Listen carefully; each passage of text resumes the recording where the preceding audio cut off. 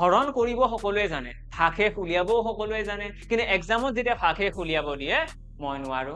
কি বা হ'ব এইটোৰ এনসাৰ অনুমান কৰিব লগা হয় হয়নে? তো এনেকুৱা কুৱেশ্যন দেখিলেই আমাৰ ভাগশেষ উলিয়াবলৈ বহুত বেছি কনফিউজন লাগে। ফাৰ্ষ্ট কথা, যেতিয়াই কোনোবাই তোমালোকক ভাগশেষৰ কথা ক'ব অকল ভাগশেষৰ ওপৰত গুৰুত্ব দিবা, বাকি গুৰুত্ব দি লাভ নাই। যেনেকৈ এইটো কুৱেশ্যনতে আমি দেখি পাই আছো এটা আছে 8 to the power 6 প্লাছ আছে 1 ডিভাইডেড বাই কৈছে 7, যেতিয়া 7ৰে হৰণ কৰিলে ৰিমাইণ্ডাৰ কি ওলাব, লিভ এ ৰিমাইণ্ডাৰ, আমাক কি ৰিমাইণ্ডাৰ ওলাব সেইটো উলিয়াব দিছে। ওকে, তো আমি কি কৰিম, এইটো প্ৰথমতে ব্ৰেকডাউন কৰি দিয়া। ব্ৰেকডাউন মানে কেনেকুৱা, 8 to the power 6/7 প্লাছ লিখি দিয়া 1/7। এতিয়া আমি সকলোৱে জানো যদি 7ৰে যদি 1ক হৰণ কৰা হয় কি ভাগশেষ আহিব, 1।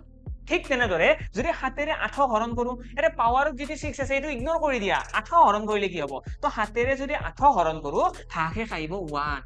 আৰু সেই ভাগশেষৰ ওপৰত পাৱাৰ কি আছে, 6 আছে ন, 6টো ৰাখি দিয়া। ইয়াতে কি হ'ব, 7ৰে যদি 1ক হৰণ কৰো ইয়াতেও ভাগশেষ আহিব 1, অৰ্থাৎ 1 + 1 আমাৰ কি আহি গ'ল এনসাৰ। তো 2 উইল বি আমাৰ কাৰেক্ট এনসাৰ। তো দেখিবলৈ এই কুৱেশ্যনটো টান, এনসাৰ যেতিয়া উলিয়াবলৈ চেষ্টা কৰো খুব কম সময়তে আমাৰ এনসাৰটো ওলাই আহিব।